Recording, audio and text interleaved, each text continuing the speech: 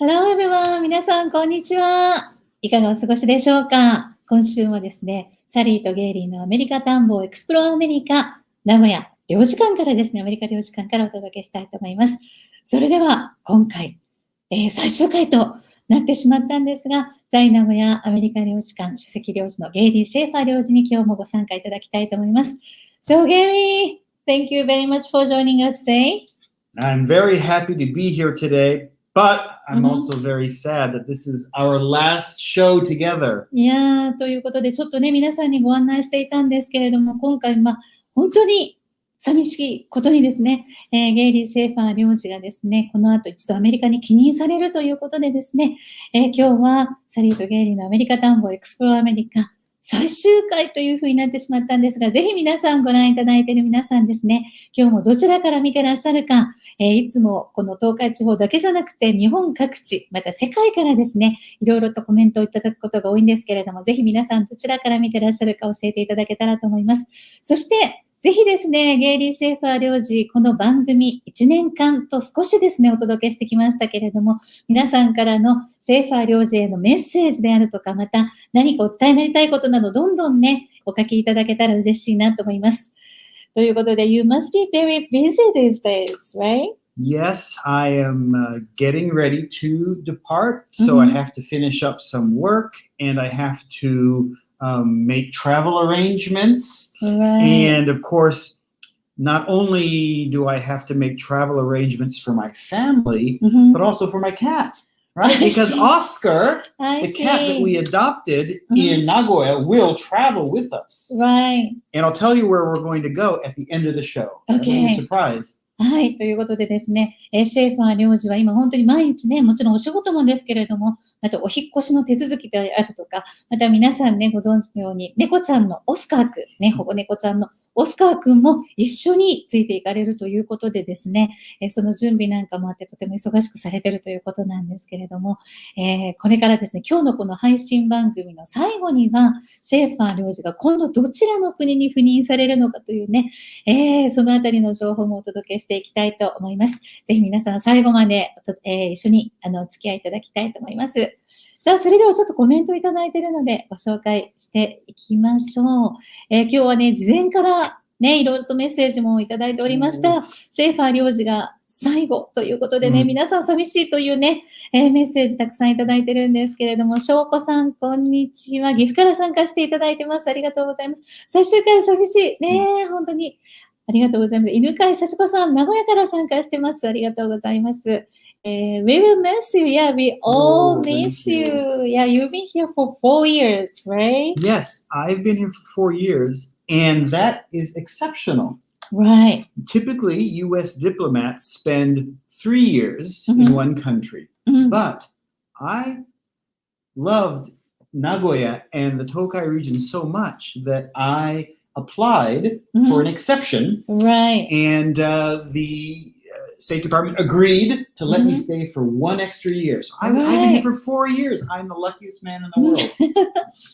ね、私は前の領事もね、存じ上げていたんですけれども、通常はですね、この領事の赴任というのは1回の滞在が3年ぐらいというふうにね、3年というのが基本だということで決まっているということなんですが、シェイファー領事は、もっといたいということでね、特例のような感じだと思うんですけれども、もう1年延長したいということでね、それが認められて、4年間、滞在されたというのはですね、もうあまり例がないということでね、That's kind of like one of the longest stay. I was doing some research and I discovered that the very first consul 100 years ago, he was in Nagoya 100 years ago. for about 6 years. 6 So he was the longest. I see. I think I'm the second longest serving consul in 100 years. I'm very proud of that. I'm proud to be number 2. なるほど、なるほど。ということでね、一番長かったのは最初のアメリカの領事館が名古屋にできた時の領事が6年間いらっしゃったということなんですが、それは本当にもう立ち上げですよね。領事館の立ち上げ。それが100年ぐらい前ということだったので、それから考えると、この100年の間の2人目に、2番目に長い、名古屋の在任期間だということなんでね、4年間の思い出、これからね、いろいろとお聞きしていきたいと思います。さあ、そして村上さん、熊本市から参加です。本日も参加させていただきます。ありがとうございます。全国からね、ご覧いただきありがとうございます。ぜひコメントいろいろとお寄せください。たくさんいただいてますね。はい。そして、幸子さん、最終回寂しいですね。いろいろ皆さんですね、シェイファー領事へのメッセージなど、今までの思い出なんかもいろいろとお書きいただきたいと思います。新一福永さん、We definitely miss you, Gary さん。We absolutely miss you. 本当に、寂しくなるなと思います。たくさん、こんにちは。静岡県から見てます。そして、うずきさん、サリーさん、ゲイリーさん、こんにちは。千葉県からですが、Today, I'm so sad の気分です。ねでも、この時間はね、せっかくなので、寂しながらも楽しく、この4年間も振り返りながらですね、私と、ゲイリー・シェイファー領事が始めたこの番組というのは昨年の春からですのでね、この1年間のことも、思い出しながら進めていきたいなというふうに思います。えりこさんありがとうございます。名古屋テレビ塔のカフェから参加してます。最終回寂しいです。ありがとうございます。高橋岡田さん、Hi Gary さん、Thanks a zillion. There is a saying to meet is to part. 出会いは別れってことですか？Exactly. As they said, that miss you so much, Gary さん。Take care. サリーさん、hang in there as well. はい。私たちは、この番組自体はですね、なるべくまた、次の方が赴任されてからも続けられるようにということで、私たちは、make an effort。Yes. それをね、実現させたいなと思っておりますけれども、皆さんもぜひ、お楽しみにしていただけたら嬉しいなと思います。しょうこさん、But we should be glad you can go back to the US anyway. まあ、ね、一旦アメリカに戻ることができるということはね、喜ばないといけないというふうに言っていただいてます。かえさん、名古屋から参加してます。Question, what are you looking for the most when you go back to the US?Barbecue food. I really miss certain American foods. Boy, I'm really excited about having some good American like ribs, barbecue ribs. Yes, very much so. The food, I think.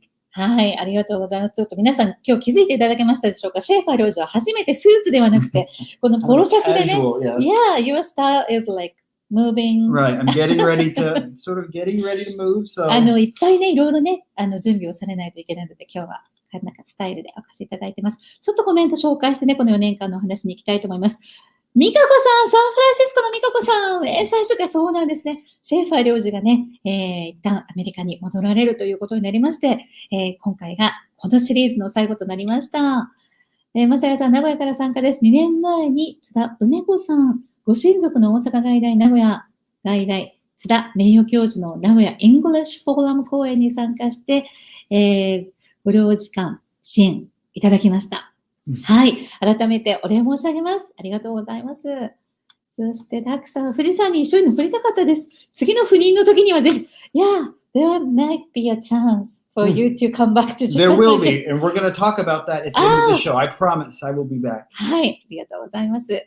井戸さん、I'm sad that my first time was the last, but I'm glad I was able to participate from 名古屋。ありがとうございます。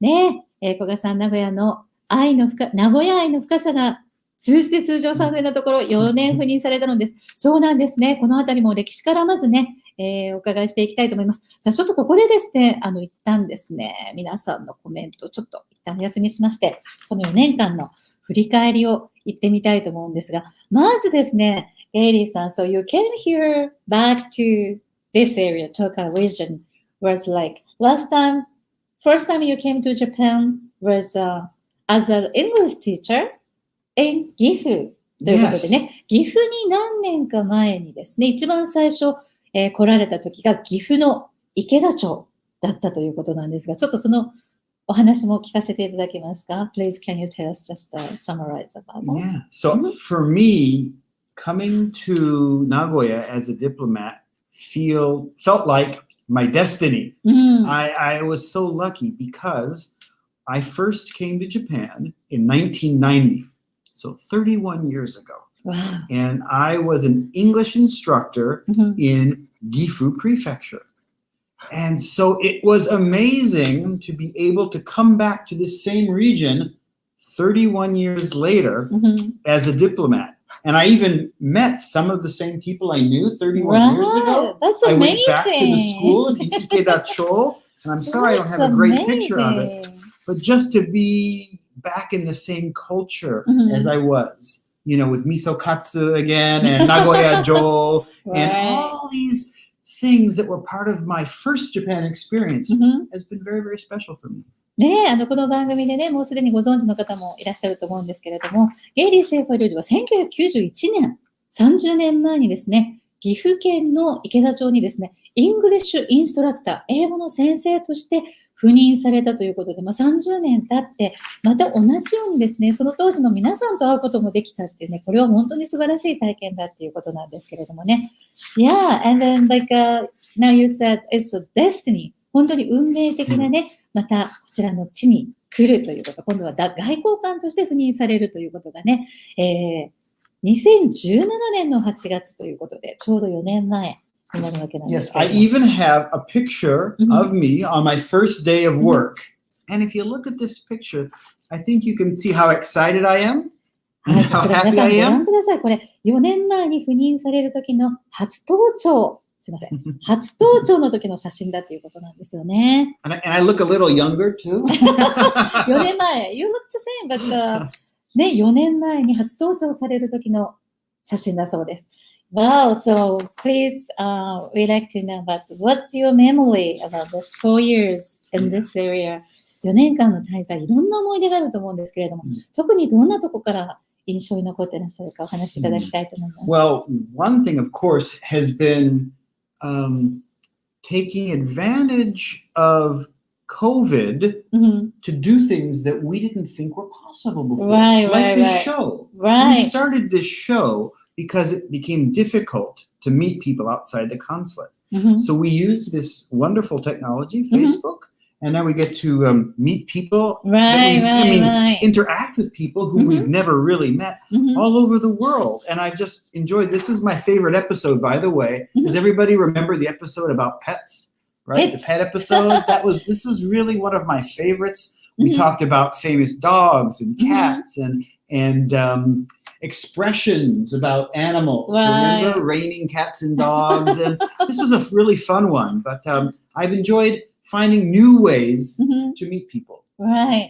ということでね、この番組が始まったのは本当にこのコロナの感染拡大が広がって、イベントなども開催できないということになったのでね、シェイファー領事ともご相談して、何か皆さんにメッセージを届けられることはないかなということで、この番組が昨年の春スタートすることになったんですけれども、特にね、毎回こういろんなエピソードをお話しする中で、今一番思い出に残っているのはね、そのキャット、シェイファー領事が大好きなオスカー君のことも含めてですね、そのキャッツ&ドッグズってね、raining like cats and dogs、土砂降りになるっていうね、そういうエピソードなんかも踏まえながら、英語の勉強も含めていろんなエピソードを届けることができたということと、このコロナのね、この1年間っていうのは本当に皆さんもなかなか人と会えない、イベントも開催できない、そんな時だったわけなんですが、この最初のテクノロジーを使ってですね、こうやって皆さんにメッセージをお届けするということができて、このおかげでですね、本当に日本だけじゃなく、いろんな方とインタラクト、こうやって相互のコミュニケーションが取れることになった。これは大きな出来事でしたよね。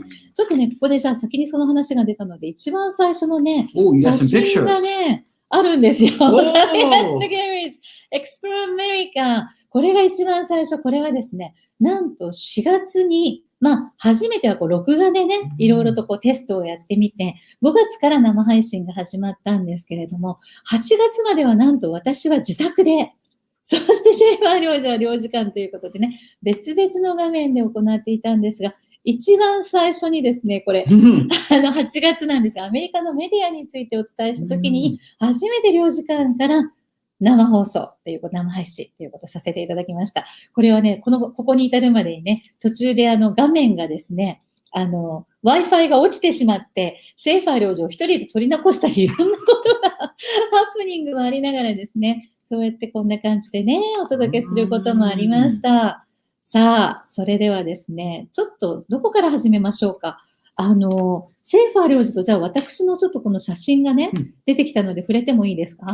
これがね、実は2018年ですね、の、3月4日の国際女性デーに私たちが開催させていただいたところに主賓としてお越しいただきました。こんな感じでですね。はい。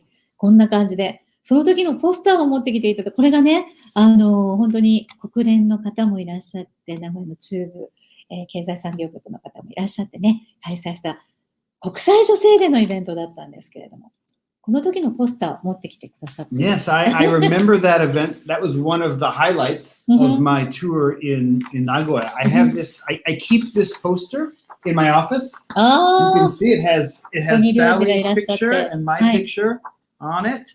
私も右端にいるのかな端っこの方にね、映ってますけれども。But this was a very important event because women's empowerment is an issue that's very important to the United States and, of course, to Japan as well.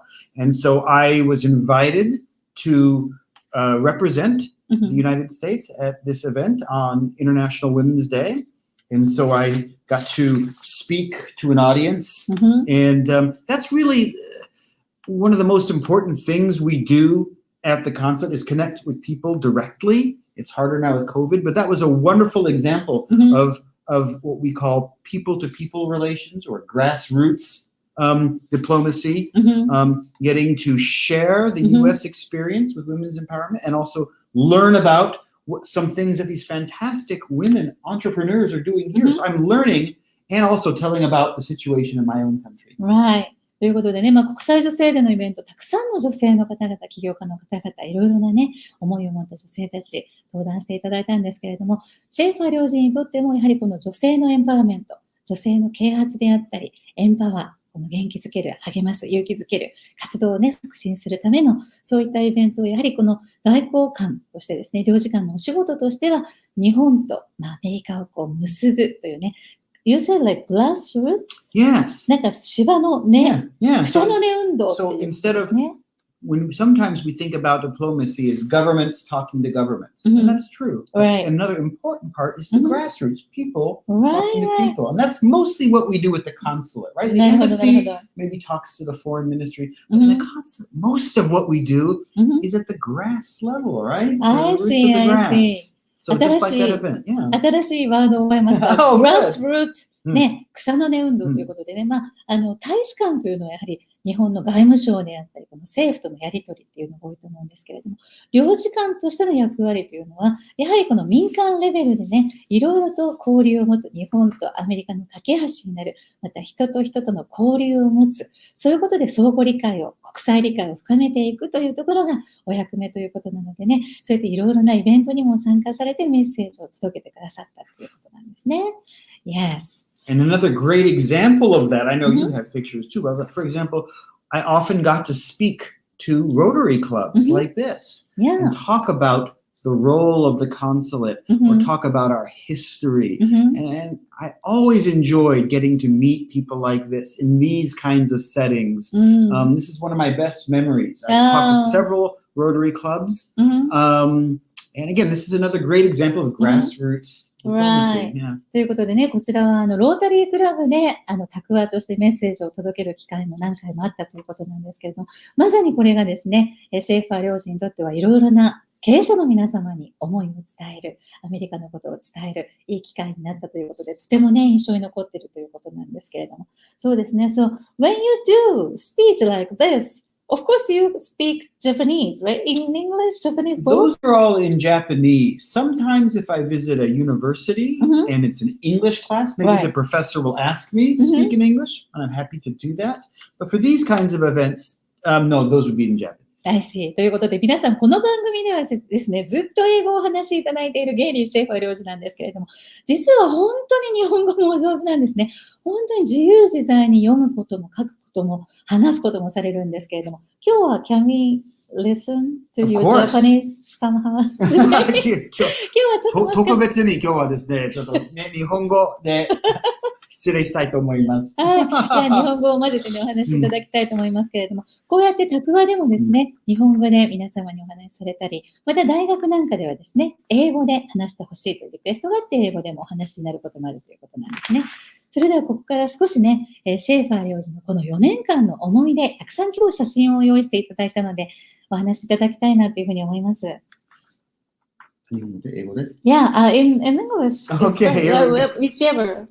So another thing I've really enjoyed here, I got to write a series of columns for the Chunichi newspaper, and this series is called Nagoyaka Gaiko. And every 6 weeks, I write a different story about my experiences in Nagoya, and I've really enjoyed that. I get a lot of good responses from this. People who meet me will often say, "Oh, I read your column." Sometimes we get responses on the internet as well from people who have seen this, and so this is another way, especially during COVID, that I've been able to reach a lot of people, Right. And it's been very, very enjoyable. So I feel very lucky to have had the opportunity. I think I wrote 22 or 23 of these columns. Wow. Yeah. ということでね、こちらはですね、中日新聞ですね。中日新聞に連載されていた Every 6 week ということなので、6週間おきに今までも22、3回のコラムを書かれたということなんですけど。By the way, so you wrote this for yourself in Yes, I read all these in Japanese. 皆さん、yes. この日本語、ゲイリー・シェイファー領事は日本語で書かれるという。ね。本当にですね、シェイファー領事はもともとジャーナリストでいらっしゃった経験もあるので、その記事を書くっていうのはね、本当にお上手だともちろん思いますけれども、それでも母国語の英語ではもちろんですけれども、日本語でもこういうふうな記事を書かれるというのは本当に素晴らしいなというふうに思いますよ。I think another special thing for me has just been the people that I've met here. I think the relationships that I've formed, I will remember people here for the rest of my life. And it's been very special. I want to tell you about one person here. ここで一人ご紹介したいということなんですけれどもね。Her name is Fran. Hi. This lady here. Fran is 82 years old. はい、82歳 She で。worked at the U.S. consulate in Nagoya in 1970. 1970年代にこの領事館で働いていらっしゃったということなんですね。I was doing research about the 100-year history of the consulate, and I found out about her, and I contacted her, and she responded to me, and she is teaching judo now. She's 82 years old, but she still teaches judo. She's a godan, like level 5 in judo. And recently, I did an event with her at Sugiyama Jogaku. Yeah. So she was on a video like this, and she talked to the students about her career as a diplomat and as a judoka. And she told the kids, that we're all women, of course, that they should not be held back by anything. Don't let expectations of your role, of your age or gender, don't let that hold you back. She's a really inspiring speaker. So I met this person who worked here 50 years ago, and now we got to do an event together. So I've made some really amazing connections here. I'm really happy about that. ねえ、こちらのフランさんという方はですね、1970年代に、70年にこちらの領事館でお仕事をされていたんですけれども、柔道家でもいらっしゃってですね、なんと今、She's 82 years old. Yes, and she teaches judo in the United States. 82歳でですね、今アメリカで柔道を教えてらっしゃるということなんですけれども、彼女がこの年齢をね、ものともせず、やはりそのずっとですね、チャレンジされているその姿にもすごく影響を受けるというか、インスパイアされるということなんですけれども。And that's a picture of her with Keiko Fukuda Keiko, who was the first Japanese woman to reach Judan to level 10 in judo. 福田恵子さん、10段。She passed away, I think, last year or the year before. So very famous. Japan's most famous woman judoka was a friend of Fran, who worked at the consulate. 福田恵子さんはね、近年ちょっとお亡くなりになられたじゃないかということなんですけれども、フランさんともこの交流があった方が、もともと領事館でもお勤めされてた。日本の文化とかね、柔道に興味を持っていただいて、5段でもいらっしゃったということなんですけれども、Yes. Other things I've enjoyed doing is experiencing traditional Japanese culture. いろいろなね、日本の文化を楽しむことがお好きだったということなんですが。For example, this is us at New Year's. This is a funny story because usually at New Year's we go to my wife's parents' house. And my mother-in-law, so my wife's mother, makes a very elaborate feast, just like this. But this year, because of COVID, I see, we I couldn't see. travel. So at the last minute, my wife had to try to make osechiryori for the first time. Wow, First time, yeah. So, なるほど。 and then I tweeted about it. So my wife had a lot of pressure. She's sweating, I'm going to show this picture to 10,000 followers. But she did a great job. We got lots of nice いや、素晴ら comments. しい。素晴らしいお料理 That の was 数 her 々 first ね。 time. First time! Yeah. 愛さんがね、私も何度かお会いしたことあるんですけれども、奥様が初めておせち料理を作られたというか、いつもはですね、ご実家に日本にいらっしゃるとき、ご実家に帰られて、お母様がね、義理のお母様、愛さんのお母様がお料理をたくさんおせち作られるということなんですが、今年はCOVID の、コロナの影響で、その訪問ができなかったので、帰省ができなかったので、作られたということでね、日本のその文化、食べ物。So, how do you like Japanese food? I love Japanese food, especially the food here in this region. So, Nagoya meshi. I really like. What do you like? Oh, okay. So my favorites, of course, are miso katsu, but also tebasaki. Those are my. So I like what people call like BQ gourmet kind of thing. That's my favorite. So I don't really. This is true. When you're a diplomat, maybe you go to a lot of fancy restaurants. I don't really like kaiseki ryori. Or, the really fancy stuff, I'll eat it. But honestly, my heart is this kind of simple thing, like, yakitori or any of these things. Especially the stuff from Nagoya is my favorite. So I will really miss that. はい。ということでね、シェイファー領事は、名古屋の B 級グルメと言われるようなものがとっても好きでね、実は外交官というのはね、とても素敵な高級レストランに行ってるんじゃないかとか言われそうなんですけれども、懐石料理とかではなく、こういったね、シンプルな料理が好きだというふうに、だからこれは食べられなくなると寂しいっていうね、そういうふうに思ってらっしゃるということなんですけれどもね。But I have to admit, I first came to Japan 31 years ago, right, in 1990, and I still cannot eat natto. I never learned. I could never conquer natto. I'm sorry. It's just too tough. Too high of a hurdle for me. 納豆だけはね、いくら長く日本に住んでも食べられないということなんですけれども。And ikura. Oh, natto and ikura. Yeah, for some reason, those two, I've never, I just can't. That's fine. That's fine. But mostly you can eat everything. ね。納豆とイクラ以外は何でも食べられるということなんですね。いや、さあ、そしてですね、今日ね、一つお伝えしたいのが、岐阜のね、池田町にいらっしゃって、そこから30年後にまた日本に赴任されるということで、このキャリアのことについてもね、シェイファー領事をお聞きしたいと思うんですけれども、キャリアの変遷という意味では、この番組の中でも紹介させていただきました。もう、多くの方の勇気につながると思うのは、こうやって今はもう世界中外交官として、数々の国に赴任されて、今現在日本なんですけれども、この外交官になられるのにですね、なんと3回の外交官試験に受けられて、そのトータルでですね、15年かかってなられたという、素晴らしい新聞記事もここで見せていただきましょうか。この記事ね、皆さん、若い世代の皆さんにもね、ぜひ伝えていただきたいということで、そう、見てください、チャンスは必ず回ってくる。私の方でお持ちしましょうか。Yeah, can you talk about this? Yeah, so this is the message that I usually give to young people when I meet them in Japan. Right.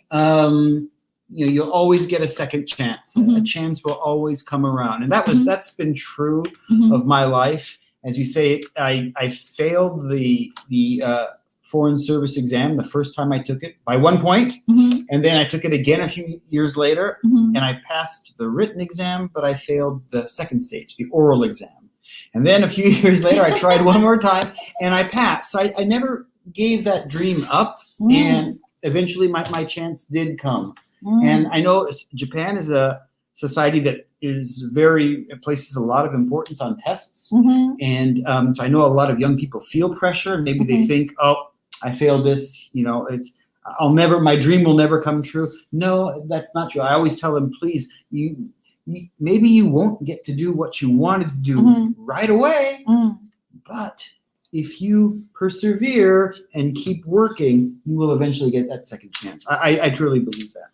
ねえ、ということで、チャンスは必ず回ってくる。もう1回で諦めるんじゃなくて、何回でも挑戦していくことも大事だということなんですけれども、こうやって、もうとってもね、このね、シェイファー領事の体験、これちょっと皆さんにこれ、お配りしたいぐらいのこの記事のね、内容だと思うんですけれども、本当に若い方たちにね、お伝えしたいこととしては、どんなこともね、諦めなければ必ずチャンスがやってくる。だから自分が何かこう、難しいかなと思ったとしても、チャレンジし続けることによって、それは自分の手にやってくる。ね、手に入るっていうことがですね、諦めないでほしいということなんですけれども、最後にもね、またね、若い方たちに、この英語がね、得意になっていただきたいなとも思いますので、このあたり最後にもちょっとお伺いしていきたいと思います。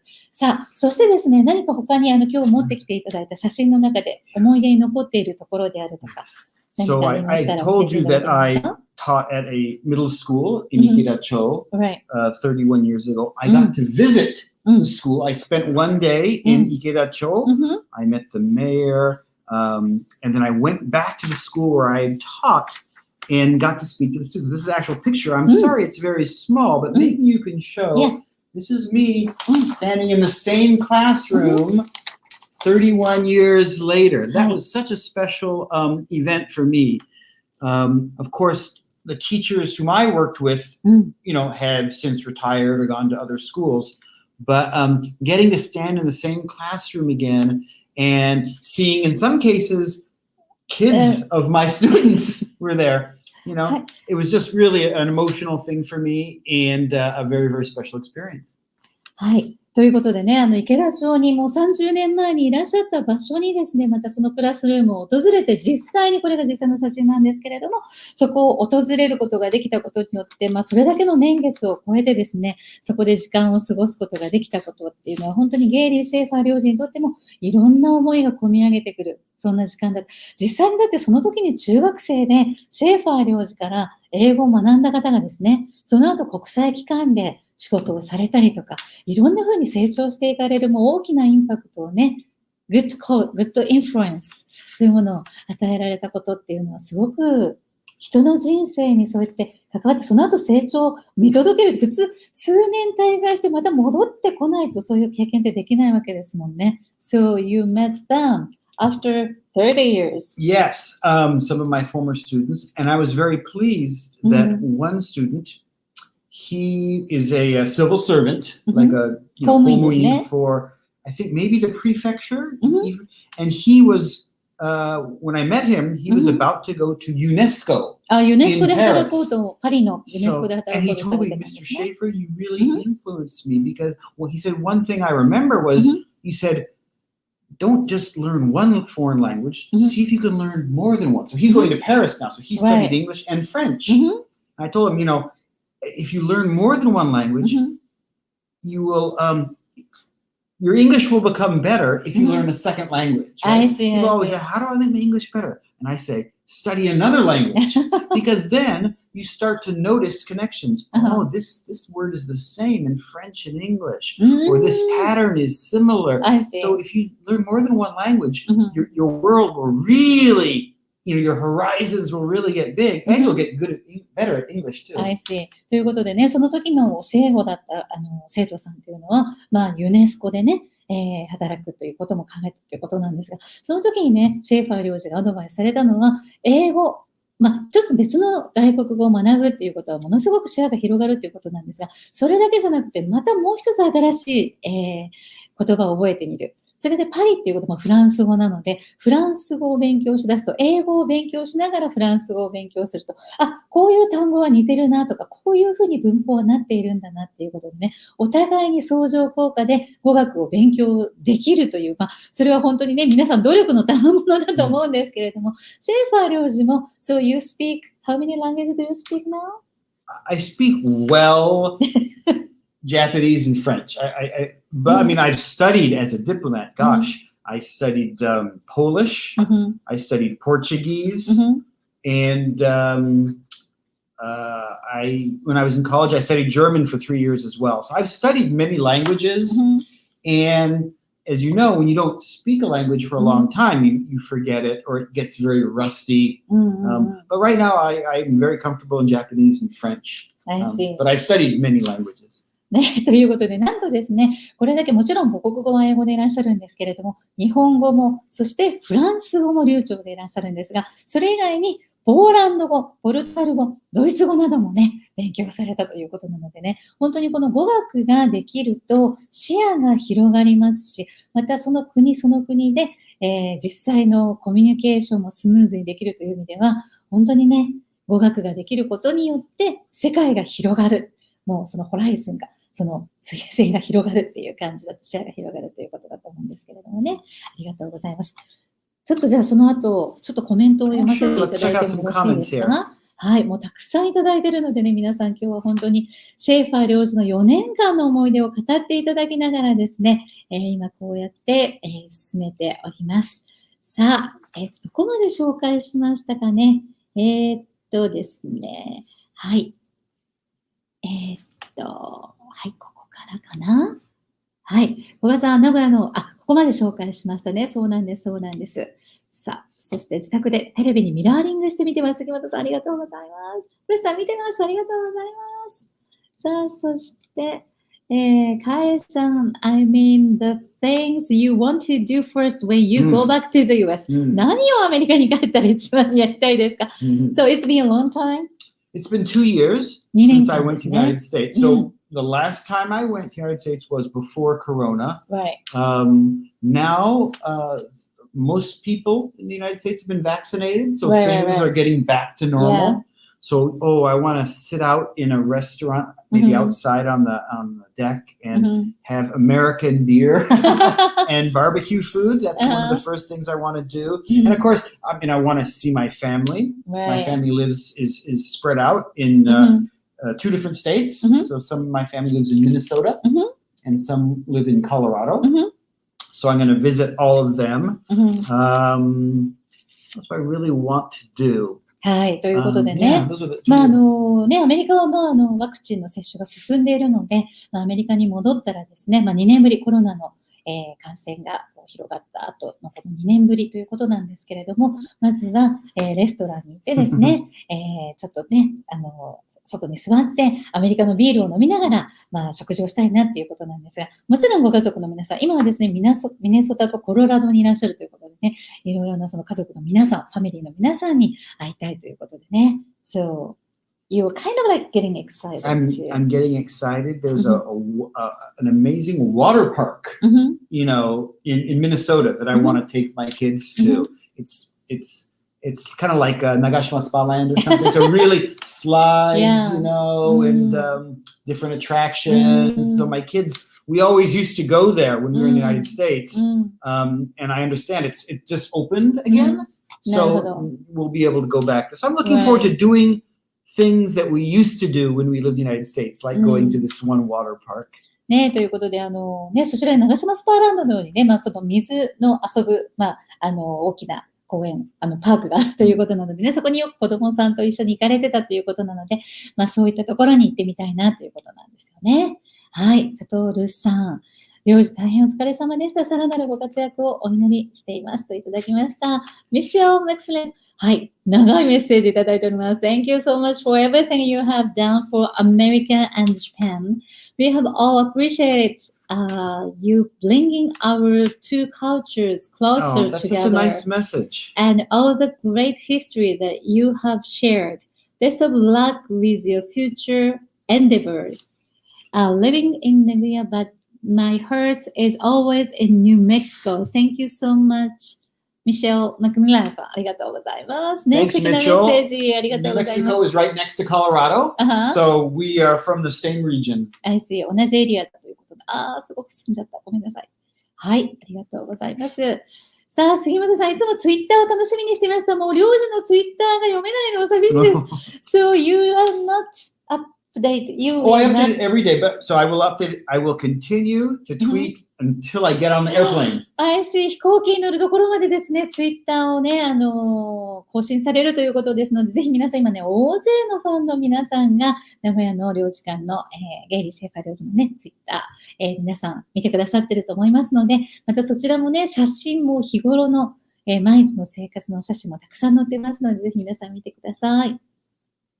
さあ、高子さん、I'm from 池田 town. 池田町からです。Do you remember me? It's 高子さん。山田高子さんだそうです。Well, it's hard to tell from this photo ね。このプロフィール写真だけじゃちょっとわからないんですけど、山田さんね。でも、definitely you met her. Oh, I'm sure. いいですよ、高子さん。ありがとうございます。翔子さん。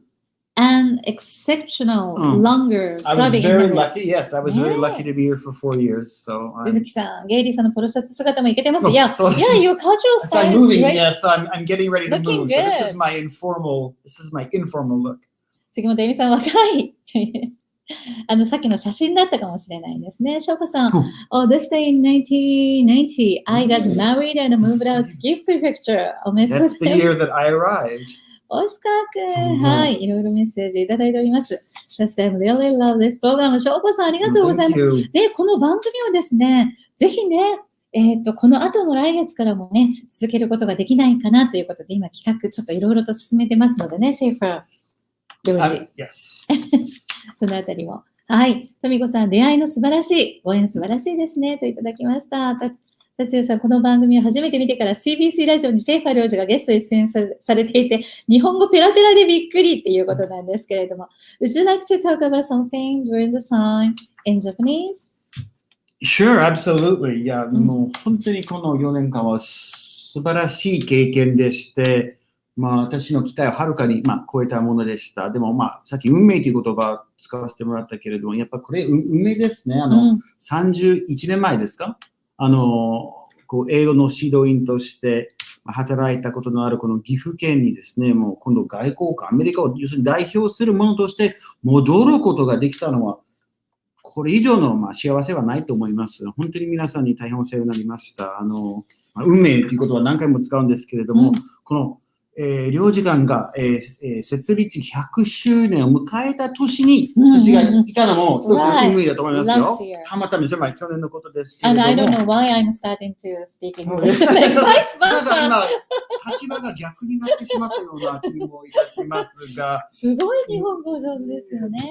本当に、それに関連する写真一つをお見せしたいんですけれども、数ヶ月前にですね、名古屋市市政資料館の方でですね、当館の100年の歩みをテーマにした特別企画展を開催させていただきました。これがその時の様子ですが、なんと大村知事ね、愛知県の知事がその時おいで、なってくださって、私がご案内させていただくことになりました。その時は私が個人的に集めた写真や古地図などを、市政資料館が持っているものも持ち合わせて、ちょっとした展示会を作って、その3週間の間1万、じゃなくて1200人もの来館者が来たという情報をいただきました。本当に良かったですね。我々のストーリーを名古屋市民の皆さんとね、シェアができて、非常に嬉しかったです。光栄でした。こういうのは本当に、運命という言葉は何回も出てくるんですけれども。でも100周年の時にいらっしゃって、それで30年ぶりに赴任されたのが、そういう偶然がいろいろ重なってきて、これこそ、This is destiny. ね、皆さん今、ゲイリー・シェイファー領事の日本語驚かれませんでしたか？本当にね、ちゃんと、本当に日本語もお上手でいらっしゃるんですけれども。それは池田町にいたからですね。先は高子さんからちょっとね、励ましの言葉あったんですけれども、その当時から本当に池田町の皆さんにお世話になって、生きた日本語を教えてもらったんですね。それがなければ、それ最高の授業でした。So when you speak Japanese, your movement, your body language, like Japanese way. And when you speak English, is like way. We have another 100-year picture. So one special thing is I learned that the first U.S. consul is actually buried in Japan, in Kobe, in the foreigners' cemetery. So I went and I visited his, I paid my respects at his grave here. So that was a really moving experience for me. This person who was my Dai senpai from 100 years ago, and who is now, his grave is in Japan. I went there and paid my respects, and it was a very special experience. はい、ということで、100年前にいらっしゃった領事のお墓がね、神戸の外国人墓地にあるということなんですけれども、そちらにお参りに行かれた時の写真だということで、やはりその100年の歴史に思いを馳せるとね、その方たちがいらして、この方がいらして今があるというね、この歴史をすごく感じたということなんですけれども、ありがとうございます。ちょっとね、コメントをじゃあもう少しご紹介していきたいと思います。ちょっと待ってくださいね。はい。日本語をね、ペラペラでびっくりということでしたけれども、皆さんパンデミックで限られた状況の中での公務や交流は、本当にこの1年以上ね、苦労されたことで。Thanks to the people who are watching this and this great technology that we have, we're still able to do lots of things in the pandemic. 本当にね、このようなこの中であっても、こうやって皆さんと交流できることが本当に領事も嬉しいというふうにおっしゃってます。日本語がとっても上手ですね。いや本当に皆さんびっくりされるぐらいのね、日本語。また YouTube からもいただいてます。名古屋さん、直哉さん、辻直哉さん。AJU ワイン、たくさん飲んでいただきありがとうございました。So you love wine as Yes. well? Well, AJU is a handicap disabled rights promotion group.And as some of their as part of their activities, they to raise money, they make their own wine and sell it. And so Mr. Tsuji is in charge of that. And whenever he visits the consulate, he always brings me a bottle. So I can sample it. It's a wonderful thing. 持ってきてくださるということなんですけれども、少し障害のある方たちが、作ってらっしゃる、そのワインを、訪問されるときに必ず持ってきてくださるということでね、ありがとうございます。さあ、そして幸子さん、名古屋外交を毎回楽しみに読んでいたのですが、まさかの領事自ら記事を書かれていたなんて驚きました。Oh, that's a surprising news. So you wrote by yourself. ということで、日本語漢字。これスタッフではなくて、私直接みんな書かせていただいてます。日本語で直接。そう思うとですね、その記事をもう一度皆さん振り返って読んでみたいと思います。その領事の書かれた記事を何かまとめていただいたものを読んでみたいなって。If you look on our Facebook site, みんな載っかってますね。過去のコラム。なるほど、なるほど。すべて、名古屋の、領事館の Facebook ページをたどっていただければ、全部記事を読んでいただけるということなんですね。はい。松岡さん、LGBT 成人式への祝辞メッセージありがとうございました。スタッフも感激していました。ということです。ありがとうございました。さあ、そしてかやさん、パーフェクトおせち。いや、素晴らしいおせち料理でしたね。本当に。さあ、そして。すごい汗かきましたよ、その時は。My wife was sweating. You're gonna put this on Twitter. Oh no. ね、ツイッターに多くの人が見られるということで、奥様のプレッシャーを感じていらっしゃったということなんですよ。この記事を読んで感動しました。ありがとうございます。先ほどの記事ですね。ありがとうございます。一番今叶うといいなと思うことは何でしょうか？Oh, I know the answer. I would like to come back to Japan again as a diplomat. That's my number one wish. ね。That's my way. Diplomats, American diplomats, we have to, 転勤しないといけないんですね。何年ごとに。でも、やっぱもう一度ここ日本にね、赴任させてもらいたいなと思いますね。そういう夢が叶うように今祈っているばかりです。ね、皆さんも、なんか涙が出てるさ。本当にね、その外交官の方たちってね、やっぱ転勤があるということがもともと決まっているっていうのがね、いくらそこで、何年かもっと過ごしたいと思ってもあるけど、任期は決まってらっしゃるというのでね、最後の時はあるなと思いますけれども、ありがとうございます。最初こそ、名古屋飯がお気に入りとのことで、名古屋人としては嬉しい限りです。他にあんかけスパゲッティ、鬼まんじゅう、小倉トーストなど忘れないでください。でも納豆は苦手ですといただきました。I'm a big fan of Ogura toast, and I'm a big fan of I'm sorry, why am I forgetting the name of あんかけスパゲッティ the coffee shop? 米田、コーヒー。I love Komeda, yes. And especially Shiro Noir. I love Shiro Noir, yes. ありがとうございます。杉本さん、神奈川より感謝を込めてありがとうございます。翔子さん、この新聞の記事をクリッピングして、かつて近所の子供にシェアの記憶が蘇ってきました。いや、本当にね、素晴らしい記事だなと思いますね。若い方たちに本当に夢を諦めないっていうことを伝え続けるっていうのはね、本当に素晴らしいと思います。実際のシェイファー領事の人生がもう若い方たちにも、大人の皆さんにも勇気を与えるんじゃないかと思います。さあ、そして福田さん、静岡県にもご訪問くださってありがとうございました。親しみやすいお人柄が印象的でした。ありがとうございました。池田町からグローバルな人が多く出ていたのも頷けます。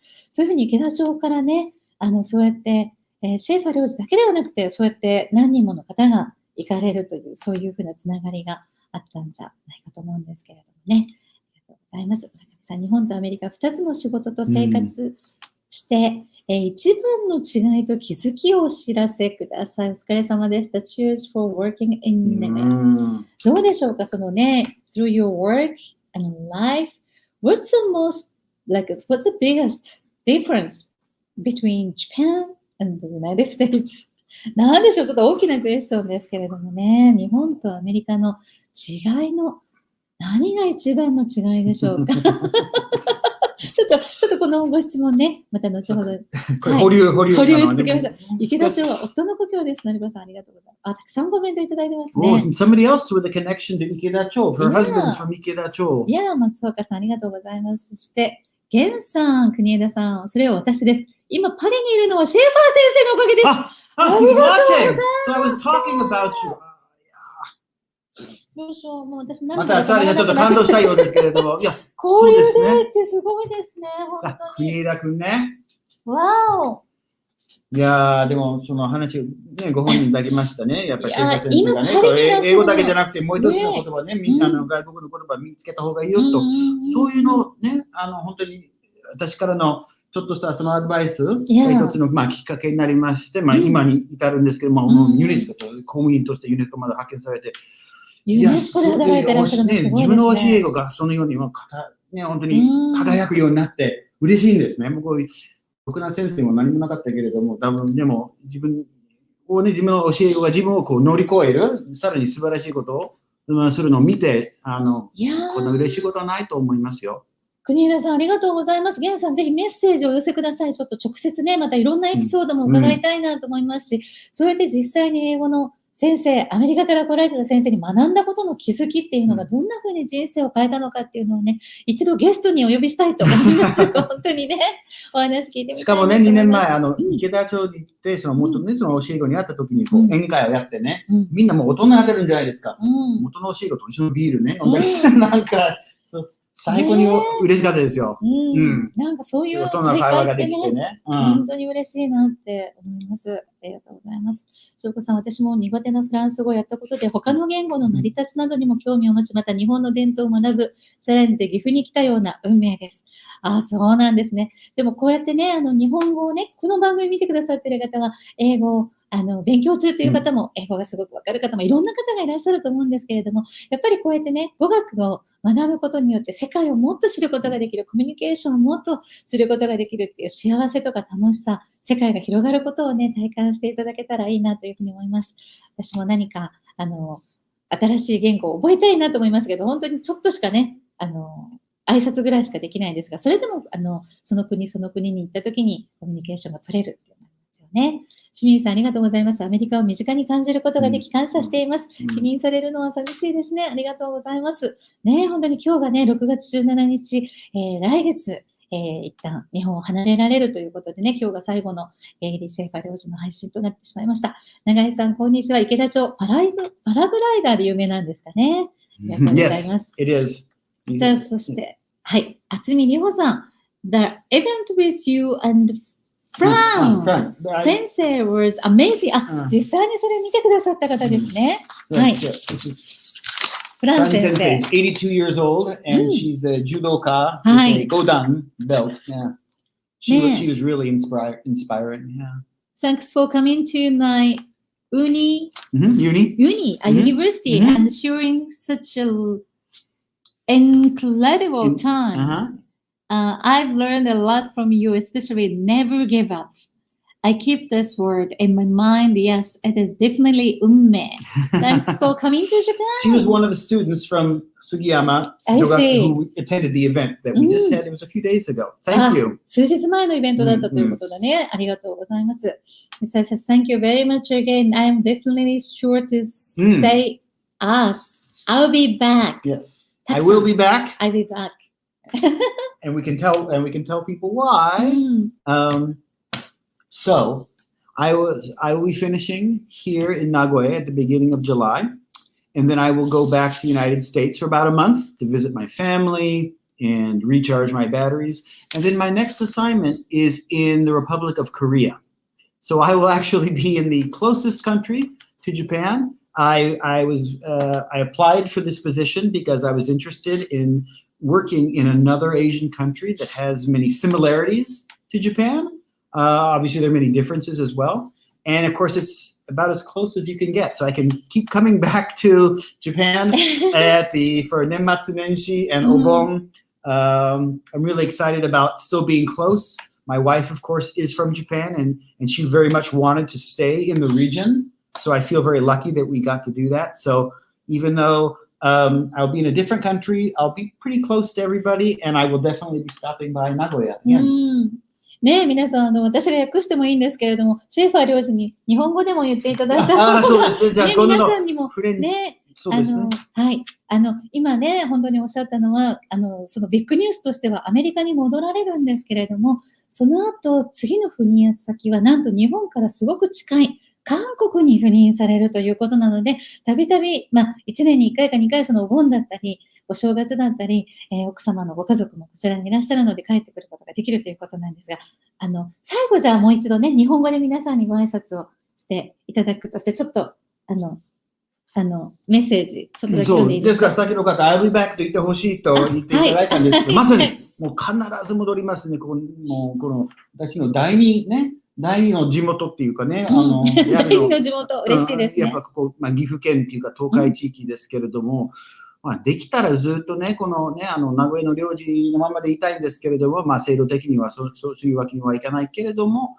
しばらくね、隣の国である、韓国で頑張って、で、将来的にもう一回でいいから、このね、名古屋、さすがに難しいと思うんですけれども、また、今度大使館の方とか、今まで、勤務したことのない、他の領事館、大阪だったり、ああいうところでちょっと、もう一回ね、この日本を体験したいなと思っております。せっかく培ってきたこういう知識をもう一回何らかの形で活かせたらいいなと思いつつ、次の赴任地である韓国のことを非常に楽しみをしております。もちろん日本とのその文化との共通点も多く、言葉も似ているとされているんですけれども、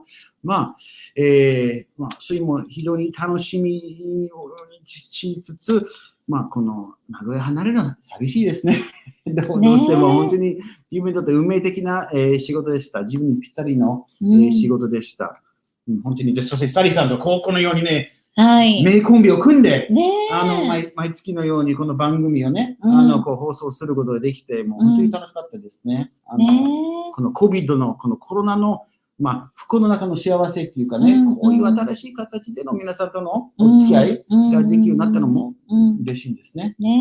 本当にこうやって顔は見えなくても皆さんのハートが伝わってきますし、私たちもメッセージを届けられているっていうことがね、実感できるっていうね、この時間は本当に私たちも思い切ってこの配信を始めてよかったなっていうふうに、こうやって皆さん見ていただいて本当に感謝いたします。池中の元教えを2人からね、メッセージいただいたのも、こんなすごいことあるんですか？こういうことがあるんだなって実際に話してて、そしてね、さっきメッセージをいただいたゲンさん、本当にこうやって皆さんの人生の中でのこの番組もそうですけれども、一瞬一瞬のこの出会いっていうのはね、一期一会のものもあれば、その一時的な出会いというかね、また離れて、みんなその同じエリアにいるっていうことと離れるということがあったとしても、オンラインを通じて世界のどこにいてもつながれるっていうのをね、こういうことを実感として体験できる、そんな一年だったんじゃないかなというふうに思いますし、皆さんとのつながりはね、とても嬉しいと思います。ちょっともう少しね、今日用意してた写真があるのでご紹介してもよろしいですか？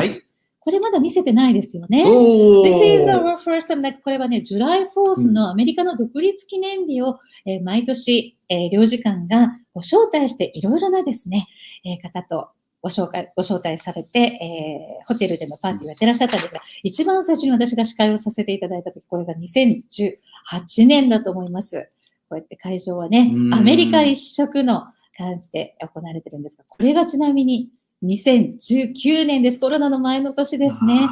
こんな感じで、こうやって領事と、フランクさん。そうですね。うちの部下でしたね。当時。と一緒に。さあ、そしてこれ貴重な写真ですよ。皆さん見てください。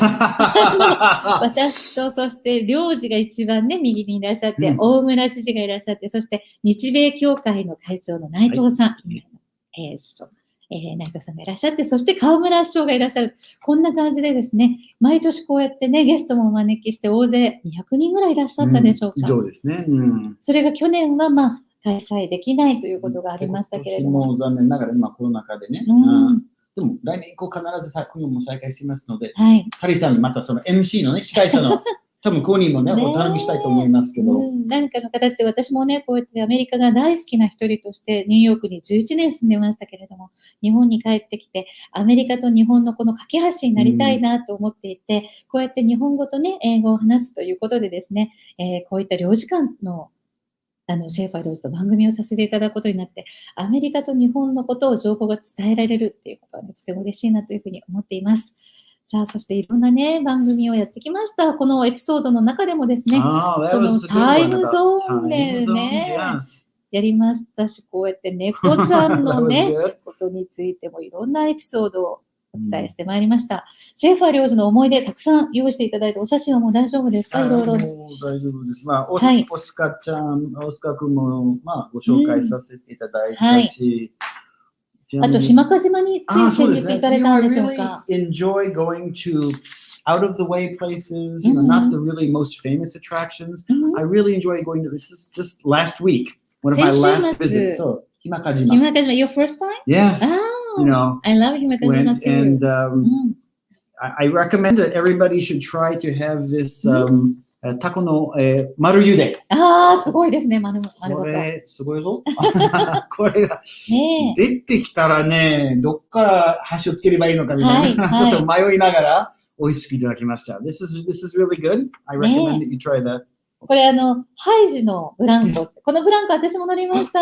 You did? Yeah, I love this ブランコ。Okay. ね、日間賀島なんかちょっと船に乗るだけでスタ半島から行くんですけれども、リゾート気分が、島の気分がね、味わえるっていうね、タコも美味しいですので、ぜひ皆さんも行かれてはいかがでしょうか。ということでね、お届けしてまいりました。もう少しはコメントに触れていきましょう。最後ありがとうございます。まだまだ話はね、尽きないんですけれども、ちょっと待ってくださいね。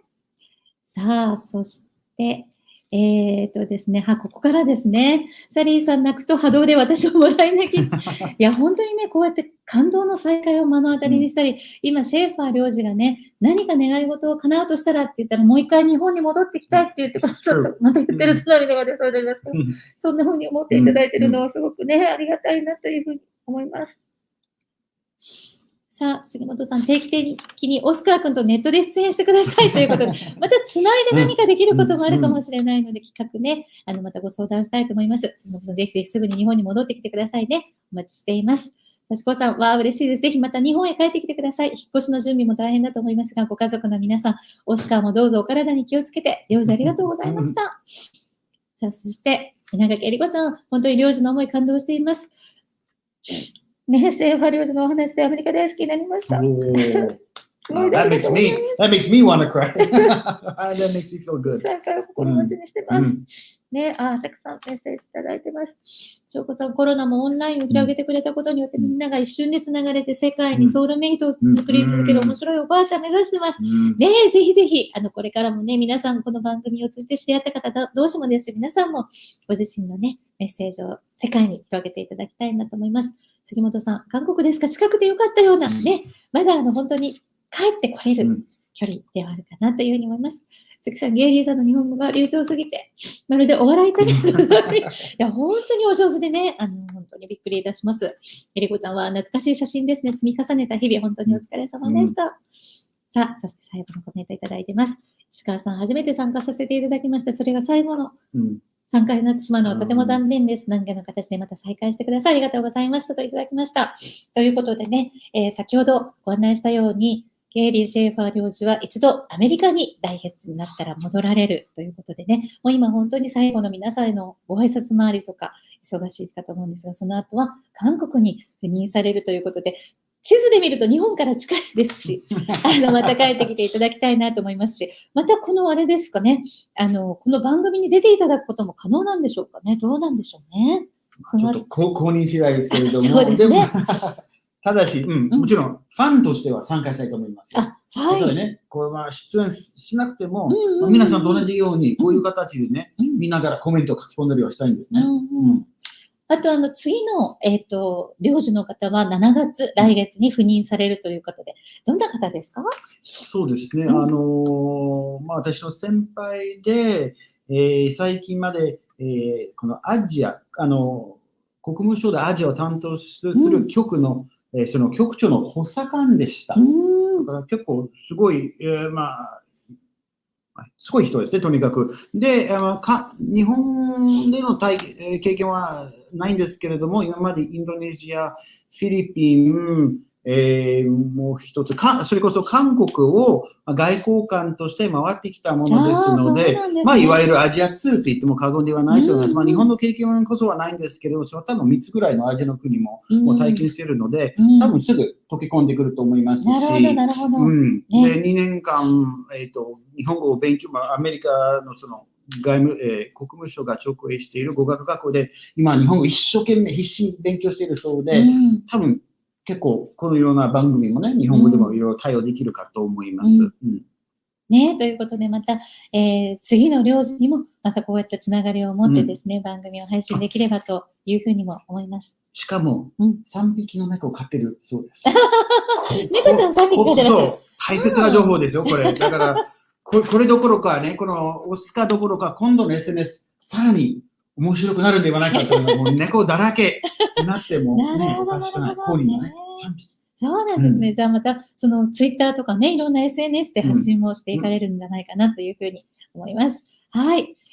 すいません。ちょっとまたメッセージいただいてましたけれども、ちょっとお待ちくださいね。またどこまで行っちゃったかな。はい。はい。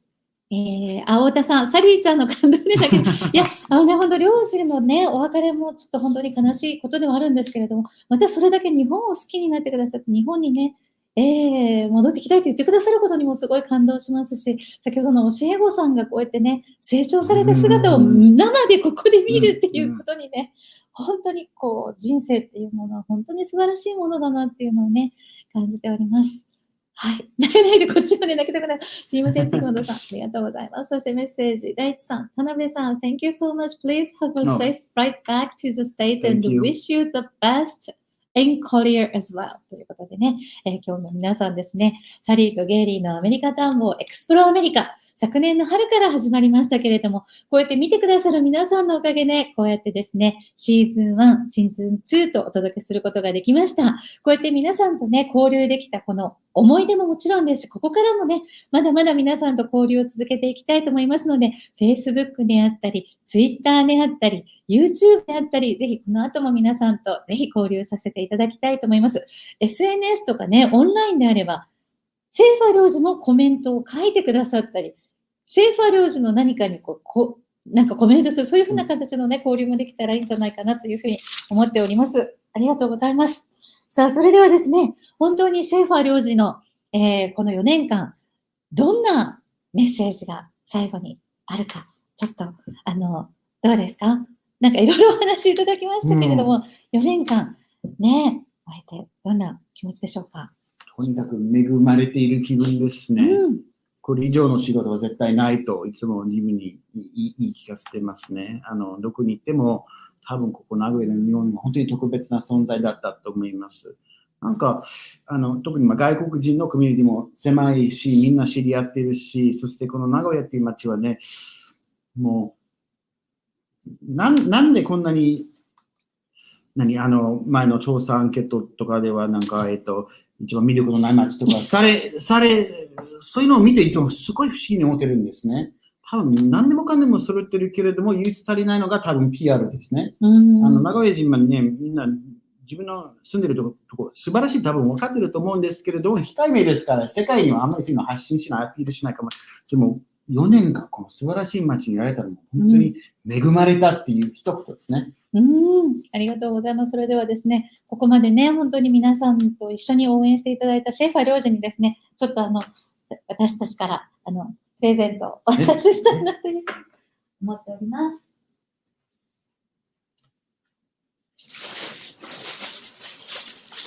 ということで、シェイファー領事本当に4年間お疲れ様でした。ありがとうございます。でね、この番組でも本当に出ていただいてありがとうございました。ありがとうございました。どうぞどうぞお座りください。なんか4年間あっという間でしたでしょうか。今日はね、ピンク色のお花になりましたけれども。はい。こっちがなくとね、それがね、同時に泣いたらいけないので、ちょっと頑張ってね。泣かないようにしましょう。ありがとうございます。はい。でもね、本当このね、配信のためには、領事のサポートしてくださってる田中理香さんがね、いつも本当に準備もしてくださって、応援してくださって、サポートしてくださって、領事館、それこそ本当に領事館の皆様のおかげでね、こうやって1年間続けてくることができました。本当にありがとうございました。ね、はい。